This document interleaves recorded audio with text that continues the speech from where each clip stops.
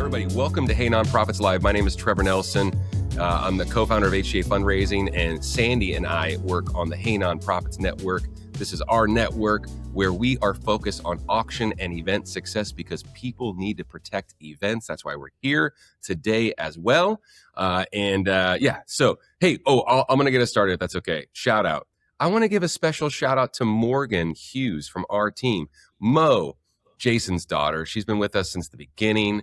Mo's birthday, I don't know what number. I could guess what number. I'm not going to put your business in the street, but it's Mo's birthday Sunday. A lot of folks that are on here have met Morgan. Sandy knows Morgan. Morgan's amazing. She's been with us, like I said, since the beginning. My partner, Jason's daughter. So happy birthday, Morgan. It's this weekend. So special shout out to Morgan from our team. This is a family business. She's family. So she has a great birthday this weekend. Claire, we'll do intros in just 1 second, but a special shout out if you don't mind. Special shout out. Well, I know that my dad is on the call, my mom, I think my aunt, I think my husband, I think everybody is seeing my 15 seconds of fame. So hi, yep, there they go. Alan, Deborah, hi guys. Hi Debbie, hi Alan. Awesome. No, just saying hey to everybody. I'm super excited for the opportunity just to say hey. So I also went to Starbucks today and the barista told me happy Friday. So it's just, again, it's been kind of one of those weeks where it's, we don't know what day it is. And, yeah. So shout out to her who thinks it's Friday because it feels like Friday energy. So nice. So it's a family shout out then. It's a family shout out for me. Far out. Yeah. Awesome. Cool. Shannon, give us a shout out, please. I'm going to give a shout out to Claire's dad, Alan. Oh my gosh. I love her dad. And I'm going to tell you what, Alan is a icon in the industry, a classic.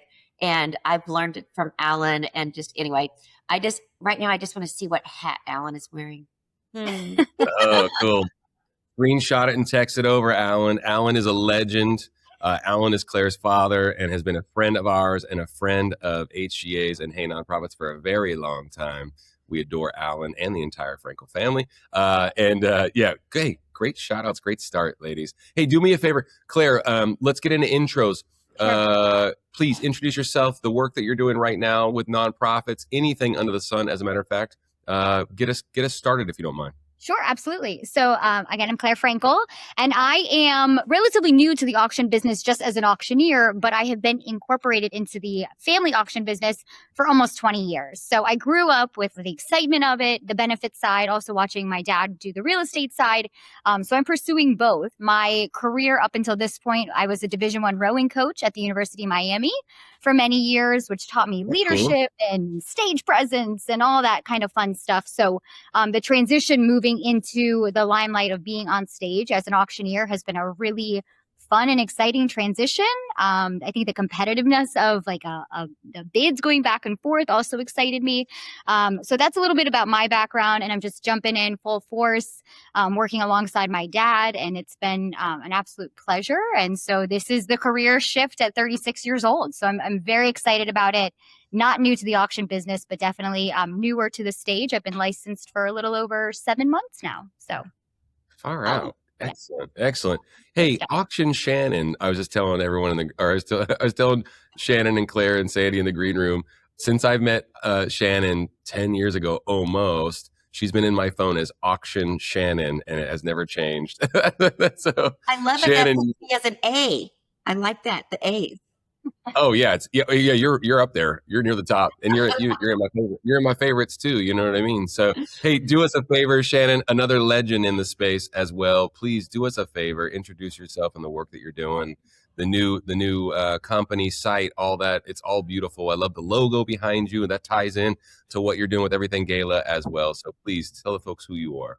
Well, thanks, Trevor. Yes, Trevor and I go back, and we were talking about his fabulous hair. And so I knew I had to bring on the hair today. So yeah, so Claire and I have the hair going.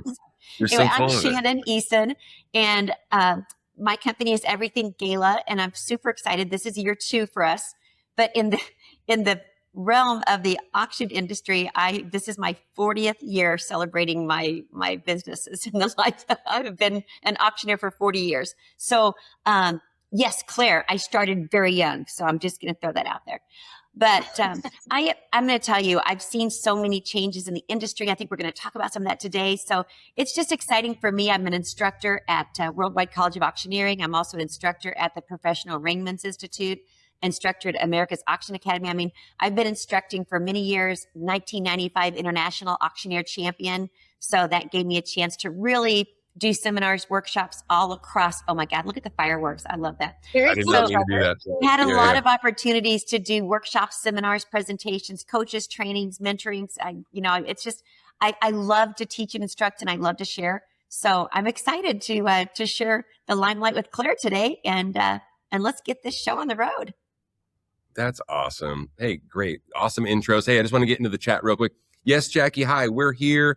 Alan's going to bring out the hair today. Awesome. Okay, love it. Jennifer says we're all so smiley. You're right. We cannot help ourselves. Of course, we're smiling. And then, as mentioned, Sandy put in LinkedIn profiles for Shannon and Claire already. Connect with them. Connect with each other. Keep this conversation going. There's some really, really cool stuff that's coming out of this 6-part series. Today's part 4. And it's going to segue really nicely into this conversation. But there's some really cool continuing conversations that are happening with our guests. Last week, we had Reggie and Matt Robin on. Fantastic. And that will actually segue into this first question. I want to get us going about timing and about how pertinent that is in 2026, in March of 2026, why it means so much to have your fundraising done before 9 p.m., to make sure that we get our fundraising done first before we Wang Chung or party. And so... yeah, I want to get us going. Shannon, you have so much experience in this space, and you remember 3-hour, 4-hour-long programs and all this. We were talking to Reggie once again about it last week.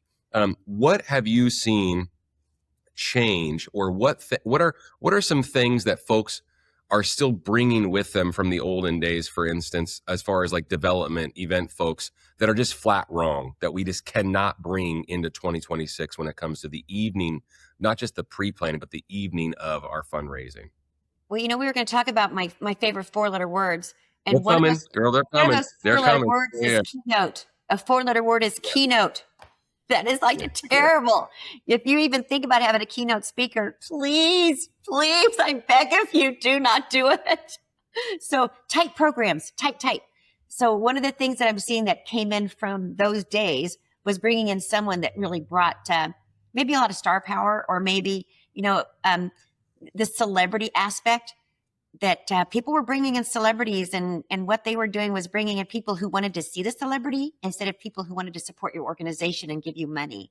So I think that that's something that we've gone away from too. So keynote speakers and celebrities, that's kind of one of my big go-tos. What about you, Claire? I'm going to just piggyback what off Shannon said, then for sure. Just keeping like the program short and concise. And like for us, the big thing, we're fundraisers, right? So have the moment that kind of tugs at the heartstring, and then let us go on stage and do our thing. So we've run into events where people don't allow us to come on right after those moments when it's the poignant moment.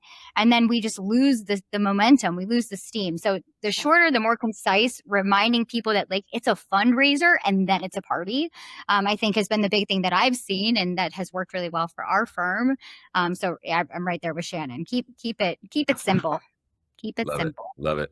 Shannon, this is our moment now for our 4-letter words. You have a very specific framework. And you have a series of 4-letter words. Let's share as many of them as you'd like right now for folks to hear your perspective on that, and how you created that framework, if you don't mind. Well, is Sandy bleeping out? I just want to make sure. No, I'm just kidding. No, I'm not actually. Oh, no, yeah, okay, sorry. I'm not just say 4-letter words, okay? I mean, some of them are, but I think that where I came up with that funny concept is actually my husband. He's like, oh my God, you always want more. And I'm like, more, that's me, more. That's my favorite 4-letter word, Trevor, more. Actually, it really is. It used to be sold. That was my favorite 4-letter word. But once the sold is done, then it's done. So that's why I decided that more is my favorite 4-letter word, because I always want more. And when I'm on that stage, I want more interaction. I want more engagement from people. I want more of basically participation, because my goal is, as I'm looking out in that audience, my goal is how am I going to get every person in this room to feel like they're leaving the room with something special, that they've got their heart filled, or that they got touched or moved by something that happened that evening that makes that event special. So I really want to create something which is why I keep saying more, that everybody in that room leaves and they're like, wow, with 2 W's, W-O-W-W. That's another 4-letter word. So I want to do that. Wow. And so, yeah, I know I push the parameters on that 4-letter word thing, but I love it. I love it. I want more. I do. And so I think by having just something that you can try to get everyone in that room to resonate with, and believe me, what one person gets, what gets a great feeling from is not going to be the same thing that another person is going to resonate with.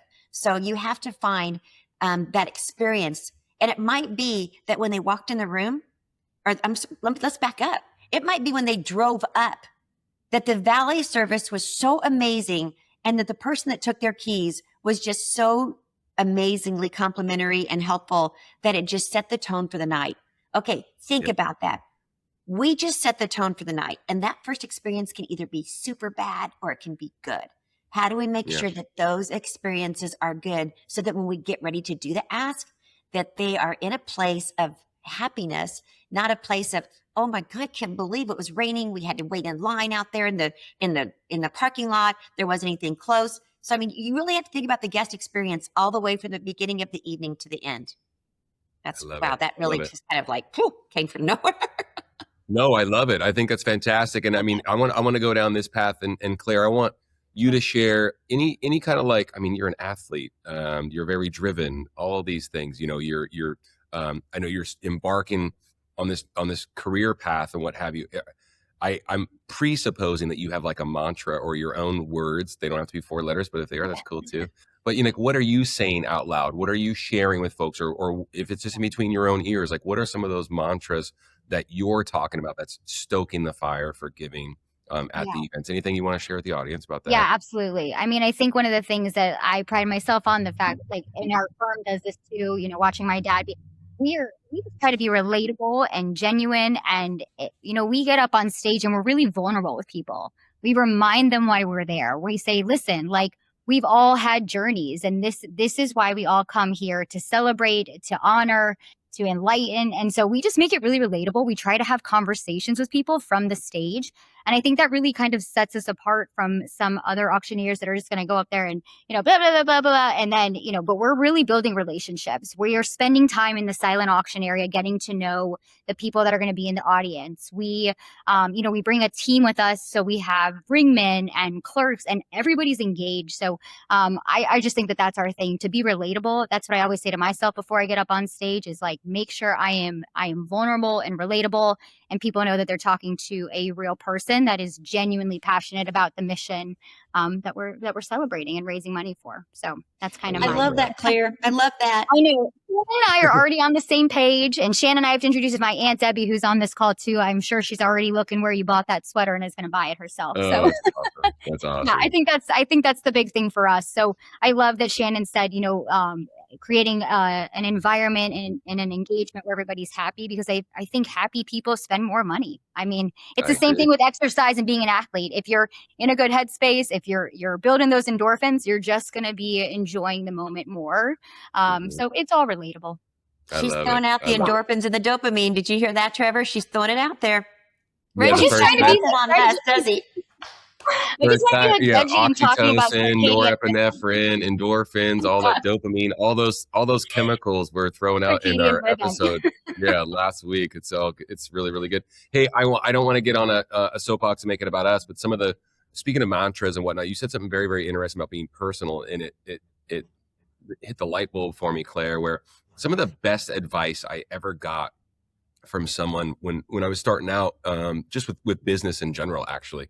And it's obviously, it's a relationships business that we're in. Fundraising is relationship driven. Events are relationship driven, obviously. But some of the greatest advice I ever got was be personal, be genuine, and be grateful. And that sounds really cliche, but you said personal. It made me think of it. And it's just, I think also not just with timing and making sure things are very concise. And of course we want to be on time. And our fundraising run a show needs to be dialed.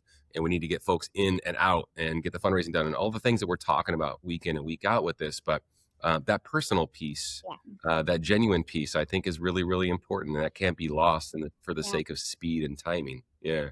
And I think something in our industry that's so beautiful, and I think why I'm excited about it, is AI cannot do what we do on stage. I mean, we really are, we're building community. And a computer will never be able to do that. So I think that it's not a dying industry as a lot of people think it might be with like online auctions and stuff. It's like, there's very much a need for us to still be, the fundraising extraordinaires that we are. So no question.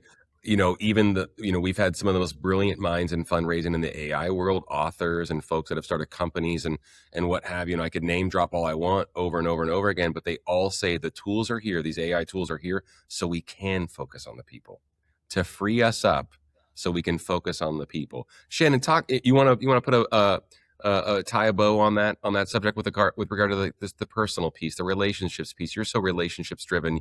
You will follow a major donor into the bathroom and get pre-commitments and what have you. You'll go all the way for that. Talk to me about how that personal touch, especially now at events, and how folks are craving the community piece and being together and what have you, and how that personal touch and that relationship piece is so important right now. Well, and I love that Claire brought that up because she's so spot on. And I mean, here's the thing is that AI, I always say, well, people tell me, don't worry, the people who have AI are going to replace the people who don't have it. Okay. So that's one of the big emphasis. But online is the same thing, Trevor. We talk about all the time how auctioneers are being replaced with, online methods. And yes, there's online fundraising, but guess what? None of that compares with what peer-to-peer and the true relationship-oriented fundraising does. Because when you're looking in someone's eyes and you're talking to them about what a difference they can make, and you're looking at them and talking about the programs, the need, and then you look and say, but you can help change that. You can be the person that puts your paddle in the air and makes a difference. I mean, that's the thing. AI can't do that. And guess what? A computer can't do that. And when you're in a room together and you can have that collective group power of seeing numbers go up and knowing that you are contributing to these programs that are making differences in so many lives, that is where it gives me goosebumps. And I mean, I guess part of that, and Claire and I were talking about this together the other day, and it was like, we so believe in what we're doing that when we're on that stage, that's what makes a difference, is when you truly get vested into the organization, you know what their mission is. And I love, one of my biggest compliments is when people say, gosh, we thought you actually worked for the organization because you know so much about them, Yeah. And I think probably one of our biggest challenges, and I mean, Michelle, I'm looking, and Michelle's spot on. How do we get these younger people brought in to be as engaged and as supportive? How do we do that? Michelle, that's a great question. Yeah, absolutely. And Claire, I mean, you just came out from, your position where you're, coaching, collegiate athletes. So you know a little bit about what's going on demographically. And you both are in disparate markets as well. So I want to hear feedback from both of you. So thank you for mentioning that, Shannon. Great question, Michelle. Michelle says, interested to see for Claire and Shannon have advice on how to get younger donors engaged during the event, since they will be our future larger donors. Need to keep the pipeline growing as people age out. That makes total sense, Michelle. I understand completely. Claire, and I want to hear from both of you, of course, but Claire, get us going on that and just talk about how you're coaching and consulting organizations to engage younger donors. Are you seeing a big influx of younger donors at events? Obviously, that depends on the organization and the event itself. But just talk to the audience about that. And thanks for the question, Michelle. Yeah. So I've got 2 points here. So I think the biggest thing, and we all are getting on board with it, but social media, right? The more that we're prepared for an event, the more that we can advertise it, that's going to attract that younger demographic. We were talking yesterday with a nonprofit, and this was something that I thought was also really interesting and exciting and maybe, transitional to get the younger donors. Let's say you have sponsorship tables coming in, right? They typically don't always have their heavy hitters or big spenders coming to those events, but they send, their administrative staff or the people just, hey, go have a night out. Something that would be cool and creative is, put it into the price of your sponsorship. But then you have those people, they get, $100 or so to bid. They can participate in the live auction. They get excited on what they're doing in the event. And it might encourage them to bid a little bit more in the future, things like that. So that's just something you could do like in an event at the moment to get younger people to interact. But I think social media is really the way of the world. And I think if we're not coming to times with that we're going to lose a lot of steam in the industry, and especially on the benefit side. People want to be seen, they want to post things, they want to be featured, in a 5-second story. So I think that all of those things are really, really important. And just The kind of shareability piece, the look where we were piece, the sizzle reel piece. Yeah. Shannon, And talk about what you're seeing. Yeah, please as well. And I love that, Claire. And yeah, exactly. Social media. But one of the things that I love to see too is I love to see junior boards. And that to me is really bringing in that next generation to see firsthand what is the board doing. And then the junior board gets assigned tasks and responsibilities. And then what I'll see at the events is that junior boards might be working the wine pull or the, carefully if they're 21 over, because our junior boards, it can vary on ages, but seeing those new younger board members and having a different definition for them, but then they actually get to see, wow, okay, philanthropy is so important. Giving back is so important. And most of the time, honestly, when you see parents that are attending galas, their children are learning that same thing as well. But when you have the opportunity for other organizations, like some inter-school benefits that we do, and then they're putting some of their really outstanding young people that maybe don't come from those philanthropic backgrounds, it's also they're getting an opportunity to see things that they didn't see before. And so I love junior boards. I love that there's so many different things that you can do with them, but it's helping them grow into that next generation of giving and leadership. I love that. Yeah. Claire, anything to add to that?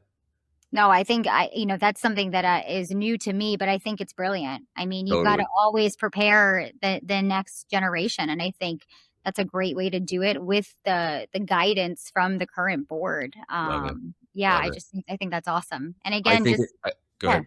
No, social media is just the way of the world. I mean, you got to get the views and the follows to really understand what we're doing. And, but I love that, Shannon.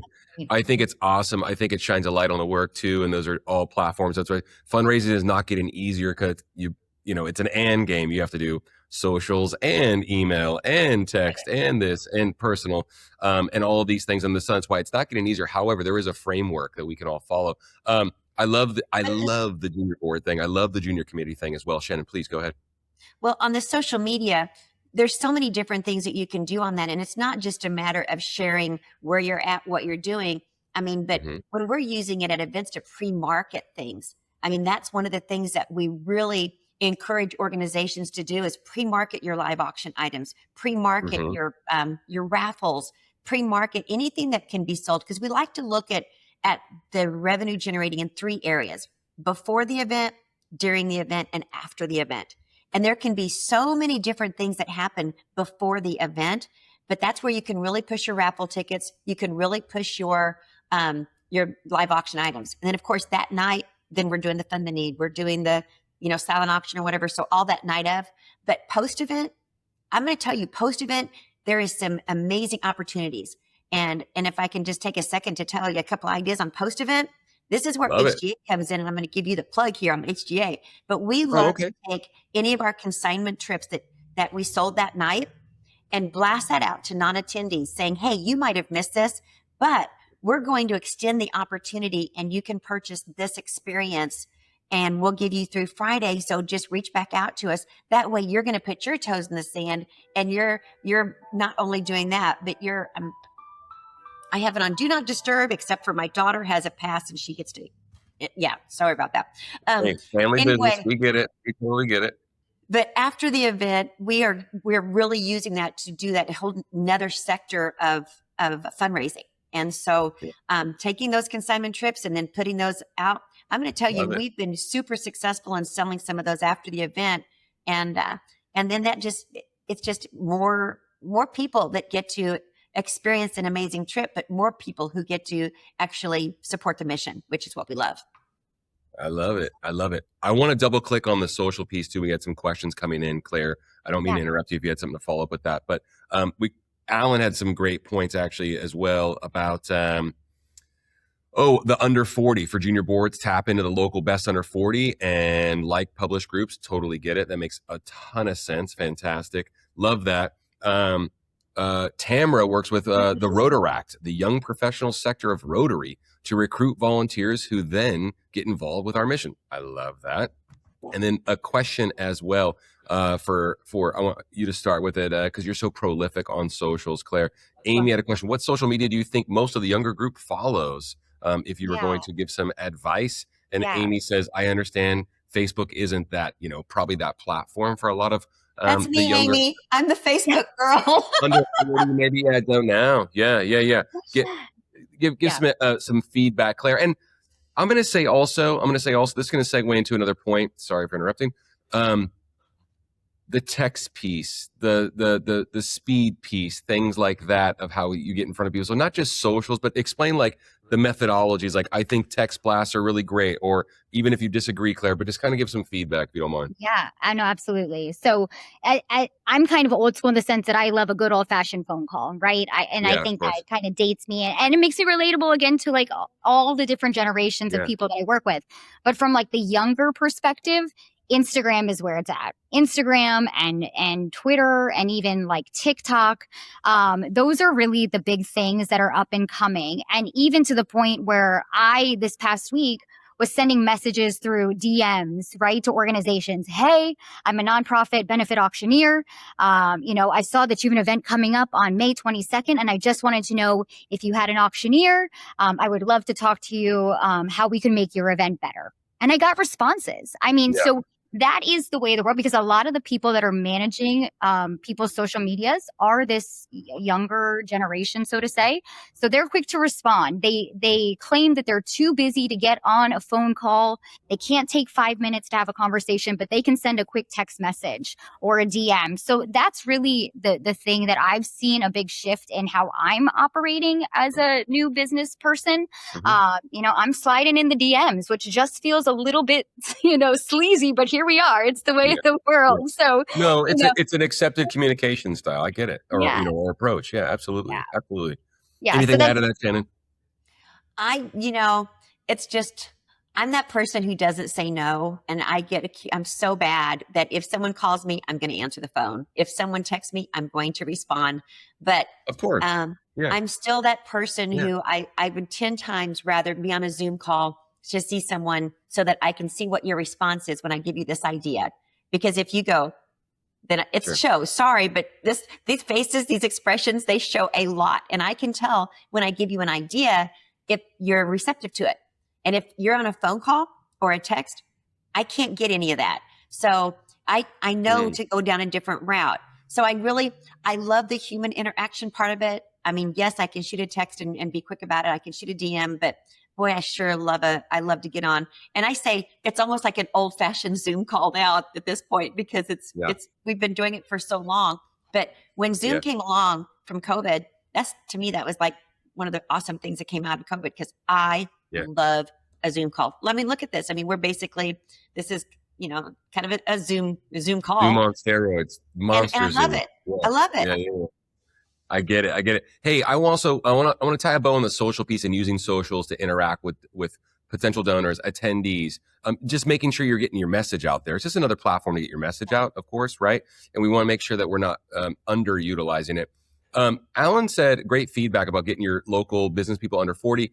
I have given these people in my area so much shine. They're still nameless, so I haven't given them too much shine. However, we have this broker group, a husband and wife team that do the best drone shots of different properties that they're listing, and they do an amazing job. They're always like present. I see them all the time, and I'm not even on socials too much. I'm on LinkedIn. There will be a point to this too with LinkedIn. But that being said, I think if organizations in my neck of the woods reached out to that broker group and asked them to come to their event, buy a table, do a sizzle reel, it's going to be good. And they're not the only people that are nailing it, right? So they are younger, they're under 40, but they're prolific business people. That means they possibly have capacity, they possibly have access, or both, and they're really good at getting their message out. So why couldn't they help you get yours out, right? So there's always those folks in every area, regardless of how big or small.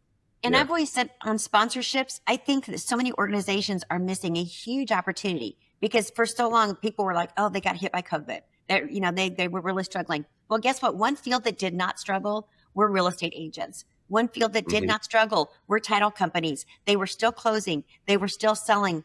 And I mean, Mm. so these people are totally getting missed. And I get this because I'm a real estate agent too. But Yeah. these people are totally getting missed. And if you're not getting them into your events as sponsors, or what, think about this. Oh my gosh. So for every closing an agent does, they donate $10 to your mission. $10, but look over the Mm. time.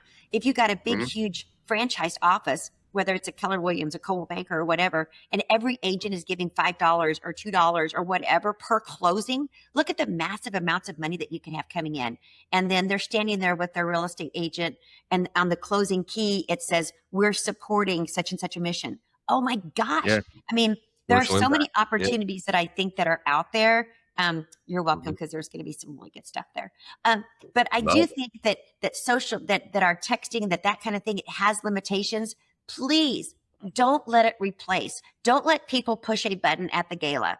Don't let people do it that way. Make them raise that paddle in the air. And look, Claire's about to, she looks like one of those nodding deals. Yes, because don't take that away from people, to empower them of putting that paddle in the air, because that is just the peer, I don't like to say the word pressure, but the peer Mm. support Mm. of Yes. raising that paddle. And then you're encouraging someone else to raise their paddle. And if you're doing it on your Yeah. phone, nobody knows what's going on. Don't let them do that. Don't let your software platform talk you into letting that be an option at your event. Just I say love it. no. Agreed. How do you I think love I it. I feel want to hear. about that? I was yeah. Agreed. Is that a 4-letter word? No. Yes. That being said, no, but totally. And I actually, my next question. I love that we're going down this path with identifying the younger demos, but also we're also going wide lens on how it'll, because my 80-year-old grandma, knows how to use her phone, obviously, right? So that being said, I want you to talk about, Claire, you start about frictionless giving. And how that ties into not just the younger demo, but it ties into timing, making it easy, making it efficient, making it easy to give. I call it frictionless giving. A lot of people probably do. And just, but how we have that balance. Like, I'm a big fan of what Shannon just said.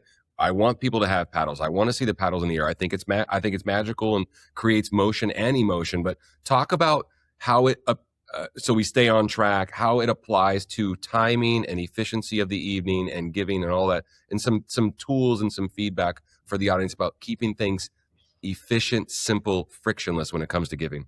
Yeah, absolutely.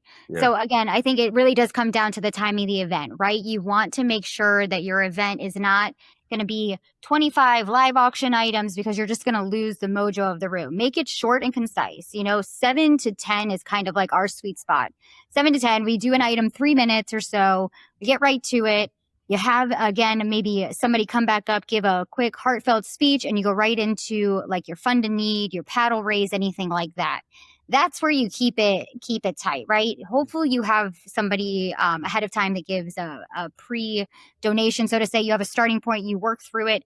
And then we love adding in like a game at the end, right? It keeps the audience engaged. It keeps them feel like they can contribute no matter what the amount is. We're going to do a $100 paddle toss, right? Everybody in this room can donate $100. You bring them back in after you've already been on stage for 15, 20 minutes. Everybody contribute $100. Maybe we have, a little 2-night stay at the Guitar Hotel. I live down here in South Florida, the Guitar Hotel. You have a chance to win this $100, put your name in the hat, and then you go. So I think that's, if you keep it short and concise, you keep it engaging and exciting, that's where we see the most success. So anyway, that's how I would say to keep the spending, the bidding exciting and frictionless is just keep control of the room, first of all, and then just keep bidding and feeling like they can truly contribute no matter what the. Absolutely. And I think Shannon, too, anything to follow up with that, please? so when I'm looking at a timeline, and I mean, I want minute by minute timeline. And because I'm going to tell you that when we're selling something, I'm going to be at 2.5 minutes on the live auction items. So you can, if I'm in my sweet spot, 6 to 8 items, I like 6 to 8. Now I was laughing because I can't remember if it was Matt or Jordan one said 3 to 5. And I'm like, well, why'd they even bring you for 3 items? Good grief, I was going to give them that No, time. totally. And I think it's very indicative on where you are too in the country, Yeah. right? And we Yeah. give schools a pass. So before somebody comes in there and says, oh my gosh, our school does 20 items, schools get a pass because the parents are going to sit there and they're going to be there regardless. Okay. So schools get to sell, we do 15 to 20 items on schools, but 6 to 8 is a sweet spot, 2.5 to 3 minutes. And whenever you plan on that, and then we're 12 minutes, it's so fun to need 12 minutes. That's what it's going to take me to do the appeal is 12 minutes. So when you look at that timeline and it's minute by minute, then people get expectations of like, well, this is great. We actually got done on time, or we got done ahead of schedule. Oh my gosh, that never used to happen. No one ever left an event early, or no one ever got out early. So I think when you talk about frictionless giving, part of that just tells me make the experience positive for them so that they're not just worn out by the end of the night.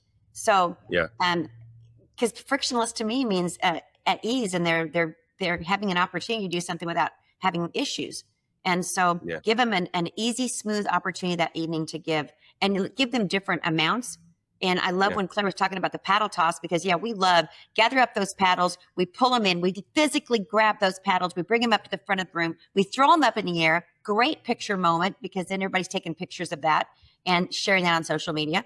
But, and then one of those people wins a great prize. And we like to, just to throw a little extra out there, we like to look at what our, how many people are in the room. And typically, if you're looking at $100 item, then you want to get about $1,000 prize. And so in a room of 400 people, 200 giving units, because 2 people per paddle, then we're going to be looking at about 30 to 50% of people who participate. So, so make that. And sometimes you want to use an item that was donated for the silent auction, but it was actually too nice of an item to put in the silent. So it's great to slide that in that area. You can also use a great trip. So you can put that in there's so many different places that you can put a trip, and that's one of them. I want to park that real quick. I want to bookmark what you just said. So you are not a fan of everyone having a paddle? I am so much a fan of having everyone in the room with a paddle. And I'm so glad, because I should have said 2. I should have said 1 per couple. And then at the end of that, added on really quick, but please give everyone a paddle. Yes. Yeah. Okay. So I wanted to hear it from you. I wasn't painting you in a corner. Claire, how do you feel about that when you're talking with orgs these days? Everyone needs a paddle. Obviously, we can get into the science of it, what it should look like, and this and that. We can. Everybody. Again, I come from a competitive background. I know that if I was sitting in an event with my husband and he said no, I'm going yes, right? So you got to we'll talk about it later at home, but we're going back and forth. You got to give everybody an opportunity to participate, to play. I think it makes it much more engaging. And again, if you have 10 people at a table, it's a good vibe if everybody's just throwing hands up. So I think everybody gets a paddle. Even if there's no credit card attached, just let them feel that they have that autonomy. This is a theme because we think that most organizations are not going about it this way. We think that this is something that could be a massive unlock for a lot of orgs that are not giving every single person, regardless if they're spouses or not, partners or not, friends or not, one paddle for every person. Every person needs a paddle. So love that. Love that you both feel the same way about it. Frictionless even giving. More, Trevor, even more is having events where they actually don't even give everybody in the room or even couples a paddle. So please, when people are walking in the door, you don't ask them, would you like to put a credit on file? So this is going to be the best question you ask, and you train your registration staff to do. The best question is, which credit card would you like to put on file? Not, do you want to put one in? Because if you ask them if they want to, they'll say, oh, no, we'll do it later. But if you say which one, they automatically reach for a credit card. They don't even think anything about it. So, Tony's got a question on the paddle toss right there. And I love this because that's not a novice question, Tony. So their names are already associated when they registered. And so when we throw those paddles up in the air, we pull a winner, their name's already registered with that paddle. But a lot of times we'll have organizations put a sticker or write their name on the paddle so that we can see that too. But any of those ways works fine. I love it. How do you feel about making sure, like if the organization, great question, Tony, want to get your feedback on it too, Claire. How do you all feel about having names on each paddle with the number? And we can get into sponsorships on the back of the paddle and all this great stuff in the live auction lineup. All great ideas, right? How do you feel about just having names for even further ownership? Good idea, bad idea, Claire? I like it. Again, I think it's another personal touch point. If I can go up and say, hey, Mr. Johnson, thank you so much for your bidding tonight. I saw that number 127 10 times and it just really brought the energy to the room. Thank you so much for your bidding. You know, it just, the more personal you could be, the better. I think every single time. Pre-printed names on the paddle, Shannon, with big numbers, obviously. Yes, Big but numbers. I'm going to go one step further. I love name tags at an event. Oh my gosh. When I can go up and say, well, and introduce myself, I have my name tag on. So if they have one, and I'm going to tell you, if your board members are not wearing board member badges at your events, please do the recognition or the, appreciation of showing them that they're special and give them a name tag. And even if you're not giving all the rest of your attendees name tags, but that does so many things because it also gives people an opportunity to stop. But if they're a board member, ask them a question, but it makes them someone in the room that has, a factor of responsibility so that they can come up and ask them something. So I love name tags. If they're on the paddle, that's great, but they're usually not big enough for me to see anyway. But if there's a name tag on their shirt, yes, I love that. So I love being able to say someone's name and do a call out with names. And most of the time people love that. And this is segueing into, I love just a recognition piece. How about you've been to our event 2 years in a row, 3 years in a row, a recognition piece. You bought a golden ticket, a blingy bracelet or a bling ring or a necklace or something like that. I think recognition, not just from the board, but point taken. Sorry for interrupting, Claire. Anything to follow up with that? Yeah. No. Okay. No. You're good. I think Shannon hit the nail on the head there with that. Awesome. Hey, Amy, love the question. And it's a broad question, but a good one nonetheless. And I'm also going to use this as an opportunity. Sandy's going to put in emails for Claire and Shannon so you can continue this conversation after the Hey Nonprofits Live show is over. It used to be called a webinar. I was going to call it a webinar just now. But but that being said, I'm in trouble. Than a webinar. In trouble. It's more than a webinar.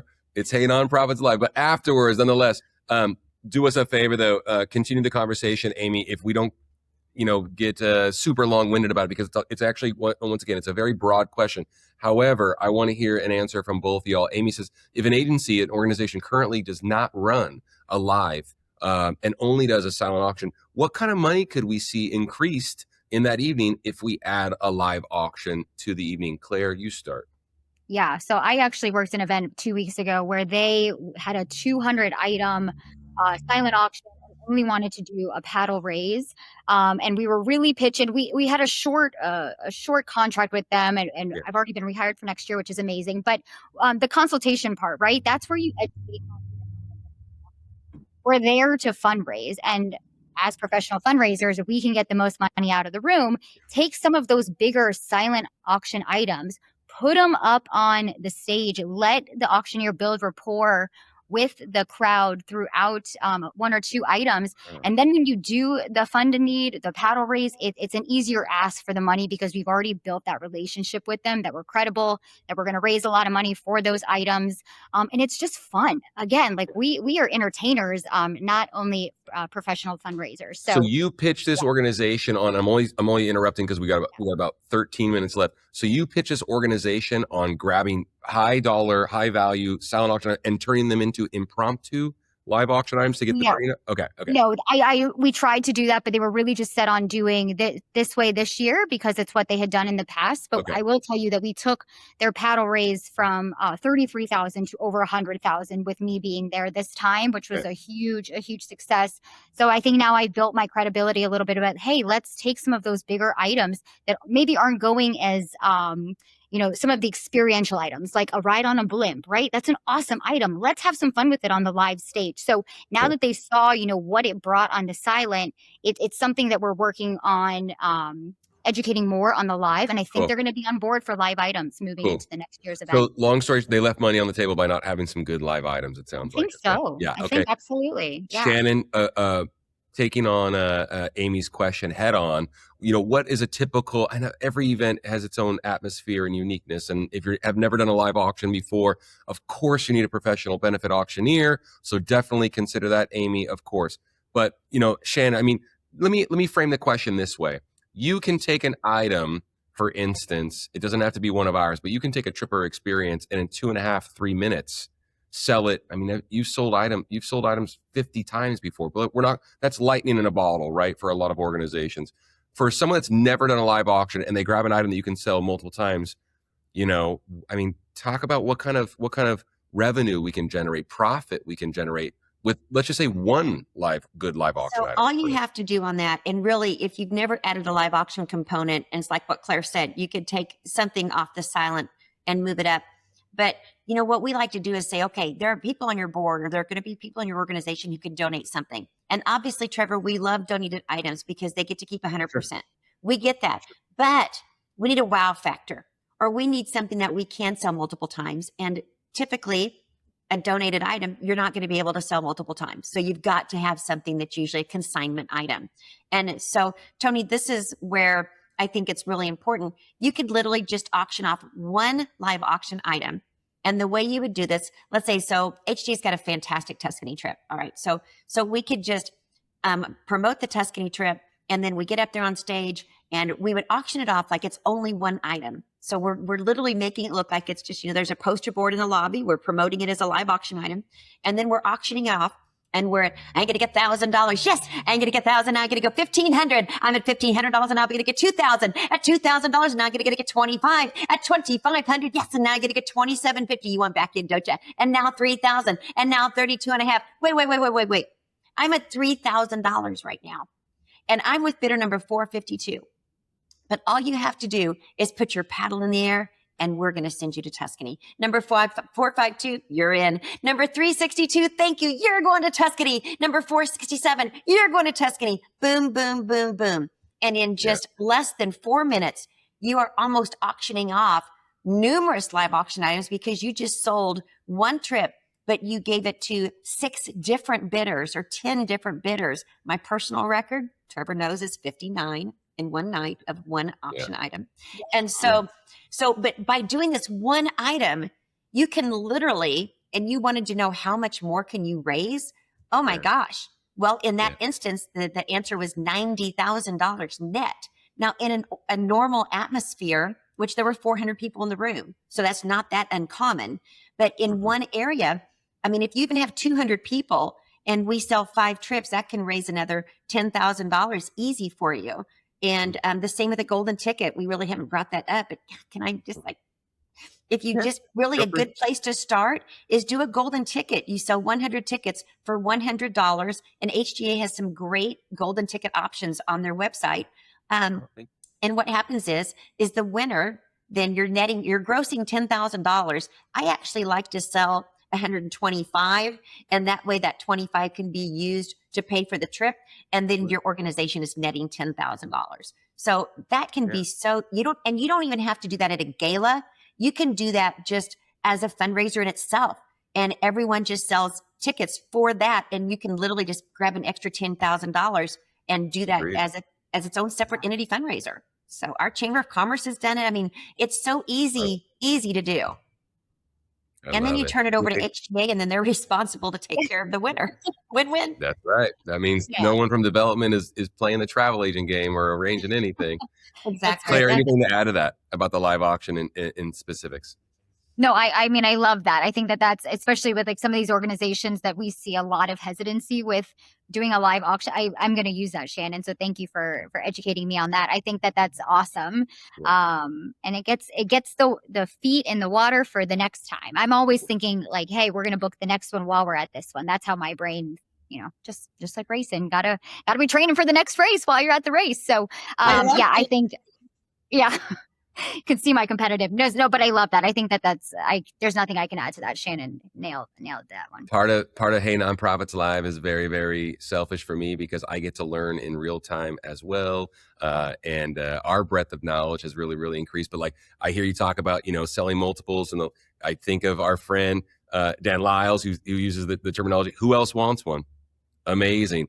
Amy Myers, a dear personal friend and a friend of HGA's and a friend of Hey Nonprofits. One of the first guests we ever had on Hey Nonprofits Live, as a matter of fact. Amy Myers, who's been doing events for decades now and is still doing events with Muscular Dystrophy Association, says, I have to have an item like that in my live auction because there's nothing else that I can use to generate that kind of revenue in 3 minutes or less. I remember her saying that indelibly, right? So really, really important. That's great. I love it. Great. Hey, great questions, great feedback, everybody. We got about 5 more minutes before we announce a winner and last call for questions. Tony had that question about. Can you talk Tony had the question about the. I've been told that in order to get people to bid $5,000 up on the live auction items, that question, you need to plant donors in the chairs who know you, who you know, pardon me, prior to the event that they will bid to purchase that item. Is that true? Can I address this? Okay, Tony. I want you to, please. Yes. Tony, this is a plant. Yes, correct. This is a plant, okay? You don't need a plant at your gala unless it's part of the decor. So I want to take that word out of your vocabulary. Absolutely. So we do love the word pre-commit. And pre-commit means that someone at your event has committed to purchasing something or donating something. And we love to stack to where we know that when we ask for $20,000 in the fund of need, that we have someone that's going to say yes. I mean, don't ever ask a question that you don't know the answer to. So we want to make sure that when I ask for $20,000, that I know that Jason out there is going to raise his paddle.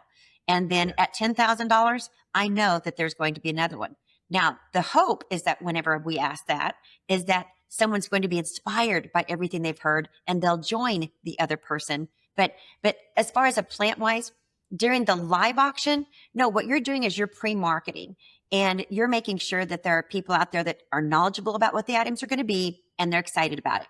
And as far as having someone pre-committed and as far as 5,000, we sell $20,000, $30,000, $40,000 live auction items. And yes, we know people are interested because we literally have reached out to them and said, hey, you bought something like this in the past. If we bring this to the live auction, would you bid on it? And they're like, sure. Okay. Would you bid 30,000? Because guess what? If you don't ask, the answer is no. So there's nothing wrong with going out and asking them if they would be interested. I also love going to the board and saying, so, okay, who's interested in either going to Spain, Portugal, or would you like to go to Costa Rica? Where do you want to travel to? Because we can take that trip and we can put it in our live auction lineup. That's also stacking the lineup to where we know people that are interested are going to be bidding. So I definitely like to go that direction instead of planting someone in the room that is going to be bidding. And please don't ever have someone from your board or something that is just raising their paddle to try to inspire bidding. No, just say no to that. Love it. Claire, anything to follow up with that?